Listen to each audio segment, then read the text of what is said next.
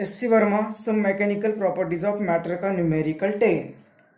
A sphere of mass 20 kg is suspended by a metal wire of unstretched length 4 meter and diameter 1 millimeter. When in equilibrium, there is a clear gap of 2 millimeter between the sphere and the floor. The sphere is gently pushed aside so that the wire makes an angle theta with the vertical and is released. Find the maximum value of theta so that the sphere does not rub the floor. Young's modulus of the metal of the wire is equal to 2 into 10 raised to 11 Newton per meter square. Make appropriate approximations. इस 10th numerical में हमें एक यहाँ पे metal wire होगी जिसकी length 4 metre है और डायमीटर 1 मिलीमीटर दिया हुआ है और इसे एक स्फीयर अटैच किया हुआ है जिसका मास 20 केजी होगा। अब ये जो लटकाया है यहाँ से फ्लोर 2 मिलीमीटर नीचे होगी, मतलब इनके बीच में गैप दिया हुआ है 2 मिलीमीटर का। अब क्या, और जो वायर दी हुई जिस मेटल की उसका यंग्स मॉडुलस 2 into 10⁻11 न्यूटन पर मीटर स्क्वायर होगा। अब ये जो स्पेयर है वायर के साथ जैसे कि पेंडुलम है, इसे साइड में ले लेना है।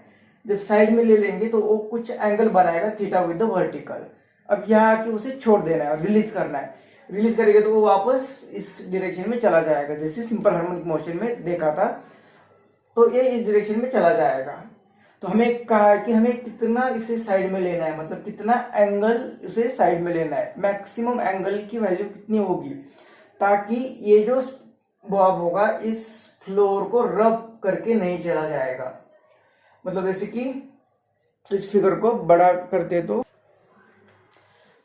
ये जब यहाँ पे टुवर्ड्स इक्विलिब्रियम चला जाएगा तो वो पहले केस में 2 मिलीमीटर का डिस्टेंस है, लेकिन ये यहाँ से रब करके नहीं चलना चाहिए, इतना एंगल हमें बनाना है। तो मैक्सिमम एंगल की वैल्यू कितनी होगी, तो इस एंगल का उसके रब करने का क्या रिलेशन है पहले ये देखते हैं। तो पहले इस सिचुएशन थी, यहाँ पे 2 मिलीमीटर का गैप था। जब इसे साइड में ले लेंगे, मतलब उसके यहाँ पे ले लेंगे ऐसे साइड में, तो पहले यहाँ पे था तो अब यहाँ पे आ गया, मतलब उसकी हाइट बढ़ गई, इतने हाइट बढ़ गई मतलब पोटेंशियल एनर्जी बढ़ गई। जैसे छोड़ देंगे तो वो पोटेंशियल एनर्जी काइनेटिक एनर्जी में कन्वर्ट होगी, पोटेंशियल एनर्जी वो काइनेटिक एनर्जी में कन्वर्ट होगी। तो इसकी वेलोसिटी बढ़ेगी, तो जो इस सर्कुलर मोशन परफॉर्म कर रहा है, इस आर्क में मूव हो रहा है, मतलब ये सर्कुलर मोशन में मूव हो रहा है। तो जैसे कि ये सेंटर है तो बाहर की डायरेक्शन में एक फोर्स लगेगा, सेंट्रीपिटल फोर्स, मतलब टेंशन जो mv²/r, ये फोर्स लगेगा। पहले तो यहाँ पे सिर्फ एक फोर्स था mg, अब यहाँ पे जब आएगी तो mg तो फोर्स है ही प्लस mv²/r इतना फोर्स लगेगा। मतलब पहले यहाँ पे mg फोर्स के कारण सपोज यहाँ पे कुछ टेंशन था T1, तो यहाँ पे वो टेंशन बढ़ने वाला है क्योंकि इस डायरेक्शन में अब ज्यादा फोर्स लग रहा है। तो मान लेते हैं कि ये टेंशन T2 है, तो जो टेंशन बढ़ गया उसके कारण उसकी लेंथ बढ़ सकती है। उसकी लेंथ बढ़ेगी तो इतनी भी लेंथ नहीं बढ़ने देनी है कि वो इस फ्लोर को टच करेगा, मतलब वो रब नहीं करना चाहिए, इतनी लेंथ नहीं बढ़ने देनी है। मतलब कितनी लेंथ बढ़ा सकते हैं हम, तो 2 मिलीमीटर से ज्यादा अगर लेंथ बढ़ती है तो वो इस फ्लोर को रब करके चला जाएगा। तो 2 मिलीमीटर तक ही उसकी लेंथ बढ़ सकती है, उसके आगे वो रब करेगा। तो इतना एक्सटेंशन ना हो उसके लिए ये एंगल कहाँ तक हम बढ़ा सकते हैं, वो मैक्सिमम वैल्यू कितनी होगी ये हमें फाइंड करना है। तो जैसे यहाँ पे ले लिया तो अब टेंशन कितना होगा, यहाँ पे T1, यहाँ पे जब है तब टेंशन कितना है इस वायर पर, T1 = mg। अब यहाँ पे टेंशन कितना हो गया, T2 = mg पहले ही था प्लस mv²/r, इतना टेंशन आ गया। मतलब कितना टेंशन बढ़ा, तो डेल्टा T लिख सकते हैं हम T2 - T1, इतना टेंशन बढ़ गया कि जिस टेंशन के कारण इसमें एक्सटेंशन आने वाला है। तो वो कितना होगा, तो दिस माइनस ए करेंगे तो mg कैंसिल होगा और इसकी वैल्यू आएगी mv²/r।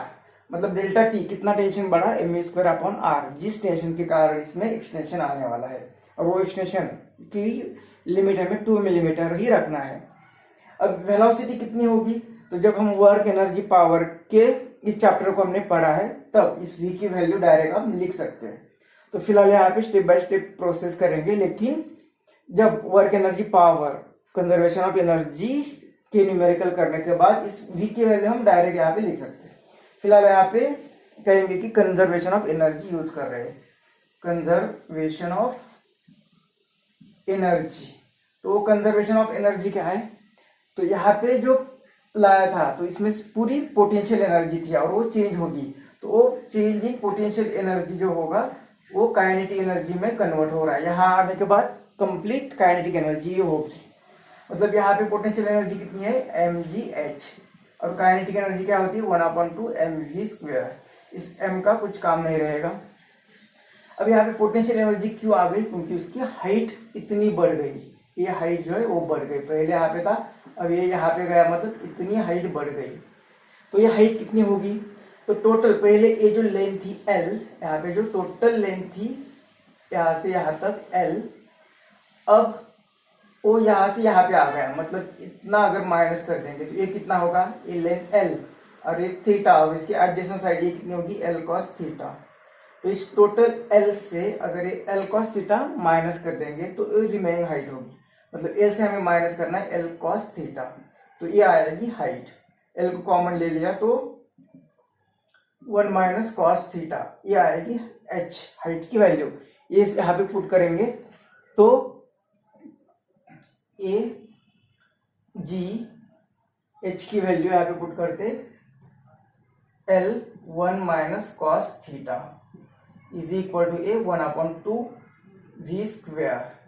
तो ये 2 यहाँ पे मल्टीप्लाई हो गया, तो ये v² की वैल्यू आ गई जो हमें इस इक्वेशन के लिए चाहिए थी। तो हमें डेल्टा टी मतलब कितना फोर्स बढ़ाया हमने कि जिसके कारण एक्सटेंशन आने वाला है वो हम फाइंड कर सकते हैं, मतलब डेल्टा टी फाइंड कर सकते हैं। तो यहाँ पे लिख देते हैं हम डेल्टा टी की वैल्यू, तो वो डेल्टा टी कितना आ गया, तो ए एम v² मतलब ये 2gl, और ये आ से स्टार्ट करते हैं, तो इस इक्वेशन 1 कहेंगे। तो फ्रॉम 1 हमें delta T is equal to मिल गया m/r, और ये v² की जगह पे ए वैल्यू पुट करते हैं यहाँ पे जो मिल गई हमें, तो वो है 2gl 1 - cos थीटा। इतना डेल्टा टी आ गया। ये आर मतलब जो हम जिसे रेडियस कह रहे हैं वो लेंथ ही है, मतलब यहाँ पे एल पुट करेंगे, यहाँ पे एल पुट करेंगे तो ये एल कैंसिल होगा, तो इतना डेल्टा टी आएगा, ये आएगी डेल्टा टी की वैल्यू, से इक्वेशन 1 कहते हैं। अब डेल्टा टी हमें इक्वेशन में यंग्स मॉडुलस भी दिया हुआ है, यंग्स मॉडुलस। ये डेल्टा टी मतलब क्या है, जो फोर्स हमने अप्लाई किया इस वायर पर, जिसके कारण पहले तो टेंशन T1 था, अब T2 हो गया, मतलब फोर्स कुछ इंक्रीज किया डेल्टा टी, तो इतने फोर्स के कारण इसमें एक्सटेंशन आने वाला है। वो फोर्स अगर अप्लाई करते हैं तो हमें यंग्स मॉडुलस दिया है, तो यंग्स मॉडुलस क्या होगा, तो जो फोर्स अप्लाई किया वो फोर्स अपॉन एरिया, मतलब वो स्ट्रेस अपॉन स्ट्रेन। स्ट्रेन मतलब क्या, इसके कारण जो एक्सटेंशन आ रहा है डेल्टा एल, जो लेंथ इंक्रीज होने वाली है वो डेल्टा एल अपॉन एल, तो वो एल ऊपर चली जाएगी ओरिजिनल लेंथ। तो ये फोर्स मतलब है डेल्टा टी, इतना फोर्स अप्लाई किया मतलब इंक्रीजिंग टेंशन, तो ये डेल्टा टी है। और तो यहाँ पे delta T is equal to इतना, डेल्टा टी की वैल्यू हमें इस इक्वेशन से मिलेगी, कितनी मिलेगी, वो delta T is equal to A, यहाँ पे मल्टीप्लाई होगा तो y into A into delta L, ये मल्टीप्लाई हो गए तो ए एल डिवाइड होगा, तो ए डेल्टा टी की वैल्यू यहाँ पे पुट करेंगे, तो फ्रॉम 1 and 2 डेल्टा टी मतलब A y into A into delta L upon L is equal to this 2mg 1 - cos theta, इतनी वैल्यू। और हमें फाइंड करना है कि ये cos थीटा की वैल्यू फाइंड करनी है, मतलब 2mg को यहाँ पे भेज देते हैं, तो y a delta l divided by 2mg और यहाँ पे एल तो है ही, ये आ गया 1 माइनस कॉस थीटा। हमें कॉस थीटा चाहिए तो कॉस थीटा को इस साइड में भेज देते, इसे इस साइड में भेज देते। तो ये cos theta is equal to आएगा 1 माइनस, इसे यहाँ पे ले लेते, तो ये वाई ए डेल्टा एल अपॉन 2mgl।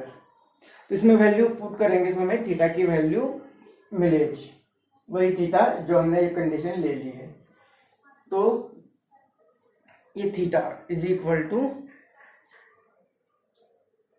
अब यहाँ पे 1 cos theta is equal to 1 minus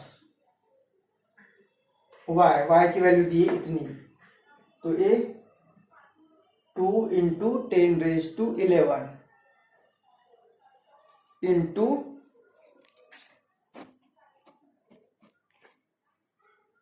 area of cross section. तो इसका एरिया कितना दिया है, तो डायमीटर दिया है 1 मिलीमीटर, तो वहां से रेडियस पता चलेगी 0.5। तो एरिया कितना होगा, इसका क्रॉस सेक्शन होगा सर्कल, ये जो वायर है इसका क्रॉस सेक्शन आएगा ये सर्कल, तो सर्कल का एरिया पाई आर स्क्वायर। तो एरिया रखते पाई, मतलब ये 3.14 पाई आर स्क्वायर, आर मिलेगा 0.5, इसका स्क्वायर मतलब 0.5 इंटू 5, और वो मिलीमीटर में, तो मीटर में करेंगे तो 10⁻³ है, सब 2 बार करना है, मतलब 10⁻6। तो एरिया हो गया डेल्टा एल। तो 2 मिलीमीटर तक ही हम इसकी एक्सटेंशन उसमें ला सकते हैं, तो 2 और मीटर में करना है तो 10⁻3, और होल डिवाइडेड बाय 2। इसका मास दिया है हमें 20 kg, और g की वैल्यू 10 ली, और l टोटल लेंथ है 4 मीटर, ओरिजिनल लेंथ है 4 मीटर। तो इस तरह से इसे सॉल्व करना है। तो पहले तो ये 2 और इस 2 के लिए ये 4 चला गया। अब ये 1 माइनस ये जो आएगा ये 3.14, और ये 5 इंटू 5 25 इंटू 10⁻², ये यहाँ का -1, यहाँ का -1, ये -2, ये -6, और ये -3, और y का यहाँ पे +11 डिवाइडेड बाय, ये 4 चला गया, 2 इंटू 2 4, और इंटू यहाँ का 10, और यहाँ का 10⁻² ऊपर चला जाएगा तो होगा -2। अब ये 4, तो ये 4 से इसे डिवाइड किया तो ये आया 0.785, और 0.785 को यहाँ पे 25 से डिवाइड मल्टीप्लाई किया तो ये आ गया 19.625, और ये -2, और ये आएगा -11, और ये +11 कैंसल, तो -2 रहेगा, तो ये -2 से ये डेसिमल यहाँ पे शिफ्ट होगा, मतलब ये कितना आएगा 0.196, तो 19625। तो एक इसकी सब्ट्रैक्शन करेंगे तो ये cos theta is equal to ये 5 और ये 3 आया तो 7, और ये 4 इस 3, और ये